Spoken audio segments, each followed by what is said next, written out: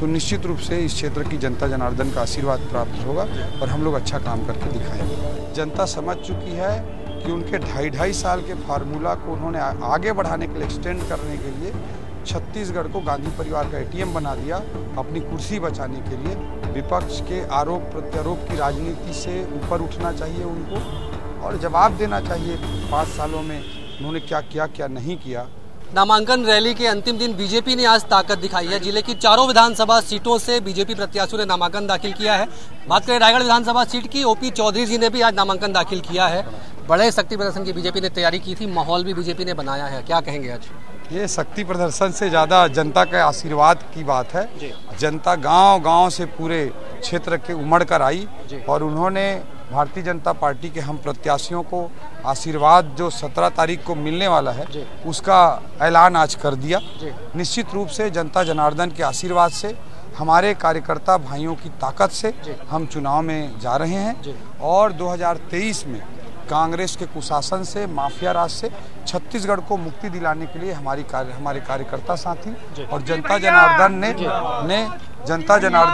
कमर कस ली है। पूरे प्रदेश की बात करें, किस तरह का माहौल आपको नजर आ रहा है, क्या कुछ लग रहा है आपको? देखिए, छत्तीसगढ़ राज्य बनने के बाद छत्तीसगढ़ की जनता जनार्दन ने लगातार 3 बार हैट्रिक भारतीय जनता पार्टी की सरकार को आशीर्वाद दिया और ये आशीर्वाद भाजपा को लगातार मिलता रहा। ठीक है, पिछले बार कांग्रेस के कुछ झूठ के पुलिंदों, झूठे वादों और इनके ठगगिरी के कारण लोग थोड़ा, हमारी जनता जनार्दन बड़ी भोली है, वो थोड़ा कंफ्यूज हुए थे। 5 साल में एहसास हो गया है कि कांग्रेस के लोग कितने बड़े माफिया राज के समर्थक हैं, कितने भ्रष्टाचारी हैं, कितने कमीशन खोर हैं और छत्तीसगढ़ महतारी को लूट कर कैसे छत्तीसगढ़ को गांधी परिवार का ATM बना दिए हैं। ये जनता समझ चुकी है और 16 लाख गरीबों के आवास को छीनने वाले लोगों को जनता माफ नहीं करेगी। क्या लगता है कि खासतौर पर अगर रायगढ़ विधानसभा सीट की बात करें, कांग्रेस मुद्दों से भटक गई है, मुद्दों की बात करने के बजाय बाहरी भीतरी अलगाववाद का जो मुद्दा चल रहा है, क्यों इस तरह की नौबत आ गई कि क्या विकास को लेकर कोई प्लानिंग नहीं बताई जा रही है, कोई प्लान इनके पास नहीं है कि क्या कुछ करने जा रहे हैं ये, लेकिन जिस तरह से व्यक्तिगत आरोप प्रत्यारोप लग रहे हैं, इसके क्या मायने निकाले? जो पार्टी सरकार में रहती है उसको अपना रिपोर्ट कार्ड देना चाहिए, उसको बताना चाहिए कि कौन केलो डैम का पानी किसानों के खेत तक क्यों नहीं पहुंचा, उनको बताना चाहिए कि रायगढ़ में रिंग रोड क्यों नहीं बन पाया, उनको बताना चाहिए कि सरिया जिला के सरिया क्षेत्र के ग्राम पंचायतों के साथ अन्याय करते हुए उनकी इच्छा के विरुद्ध क्यों उनको जबरन सारंगढ़ बिलाईगढ़ जिला में जोड़ दिया गया। ऐसे सैकड़ों मुद्दे हैं जिनका जवाब कांग्रेस को और भूपेश बघेल जी को और विधायक प्रकाश नाइक जी को देना चाहिए। ये महत्वपूर्ण है, मुद्दे महत्वपूर्ण हैं। बाहरी भीतरी की बात करते हैं, ये मुद्दा विहीनता की उनकी स्थिति को बताता है। मेरा गांव बायंग का थाना कोतरा रोड रायगढ़ है, तहसील रायगढ़ है, विकासखंड रायगढ़ है, जिला रायगढ़ है। प्रकाश नायक जी के गांव नावापाली का थाना बरमकेला है, तहसील और विकासखंड बरमकेला है, जिला सारंगढ़ है। तो बाहरी कौन भीतरी कौन का अगर बात करते हैं तो बट मेरा कहना है ये कोई मुद्दा नहीं है।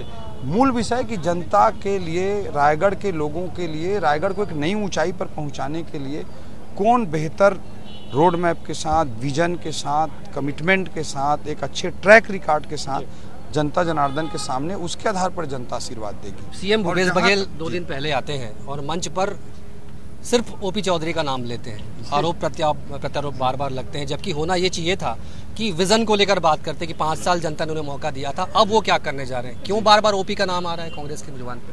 जी, भूपेश बघेल जी को यही कहना चाहूँगा कि 5 साल से वो मुख्यमंत्री हैं, विपक्ष के आरोप प्रत्यारोप की राजनीति से ऊपर उठना चाहिए उनको और जवाब देना चाहिए 5 सालों में उन्होंने क्या किया, क्या नहीं किया। आज व्यक्तिगत आरोप मेरे ऊपर लगा रहे हैं, व्यक्तिगत आरोप जो भूपेश बघेल जी लगा रहे हैं उसे जनता स्वीकार नहीं करेगी। उनको जवाब देना चाहिए कि रायगढ़ के लिए उन्होंने क्यों अच्छा काम नहीं किया और आगे उनका विजन क्या है, लेकिन वो बात करेंगे नहीं। Negative politics. मुझे याद आ रहा है जो ATM वाली बात थी, सबसे पहले आपने ही आरोप लगाया था कि कांग्रेस सरकार ने कहीं ना कहीं इसको छत्तीसगढ़ को ATM बना लिया है। अब आखिरकार सीएम भूपेश बघेल को यह स्वीकार करना पड़ रहा है कि हाँ मैं ATM हूँ, लेकिन जवाब वो दूसरी तरह का देते हैं। ये किस तरह का तरीका है? ये जनता समझ चुकी है कि उनके 2.5 साल के फार्मूला को उन्होंने आगे बढ़ाने के लिए, एक्सटेंड करने के लिए छत्तीसगढ़ को गांधी परिवार का एटीएम बना दिया अपनी कुर्सी बचाने के लिए। और छत्तीसगढ़िया भाई बहन बहुत अच्छी तरह से इस बात को समझ चुके हैं और 2023 के चुनाव में भी उनको सत्ता से बाहर का रास्ता दिखाएंगे और 2024 में फिर से नरेंद्र मोदी जी को हैट्रिक देश का प्रधानमंत्री बनाएंगे। आपने नामांकन दाखिल कर लिया, एक बार फिर से आपसे पूछना चाहूँगा, अब विजन क्लियर करके बताएं कि क्या कुछ करेंगे अगर आप जीत कर आएंगे। देखिए, मैं तो यही चाहता हूँ कि रायगढ़ के लिए इतना सब कुछ किया जाए कि रायगढ़ एक नई ऊंचाई पर पहुँचे और लोग देखने के लिए आए कि इस तरह का विकास मॉडल हो सकता है। भारतीय जनता पार्टी की सरकार बनती है तो रायगढ़ को हम उस ऊंचाई तक 5 साल से पहले ही लेकर जाएंगे। ये हमारा कमिटमेंट रहेगा। रोज सुबह 6 से रात 12 बजे तक प्रोजेक्ट्स चलेंगे। भारतीय जनता पार्टी की सरकार बनती है तो सब कुछ बदलकर हम एक बेहतरीन नया रायगढ़ का एक नया स्वरूप लेकर के सामने लाएंगे। उसमें हर फैक्टर को ध्यान रखा जाएगा। ट्रैफिक का यहाँ बहुत प्रॉब्लम है, दुर्घटनाएं होती हैं, हेवी व्हीकल्स का मूवमेंट है, तो एक क्लियर रिंग रोड ऐसा बने जिससे 15-20 साल तक शहर को कोई प्रॉब्लम ना हो। अल्टरनेटिव रूट्स बने, होलसेल मार्केट जैसी चीज़ों को व्यापारी भाइयों को एक अच्छे तरीके से हम उनको बसाएं जिससे ट्रैफिक अंदर आए भी ना और व्यापारी भाई भी अच्छे से व्यापार कर सकें। प्रदूषण यहाँ पे बहुत बड़ी समस्या है तो जगह जगह ऑक्सीजन हम क्रिएट करें, एक लंग्स के शहर के लंग्स की तरह एक स्पेस डेवलप करें।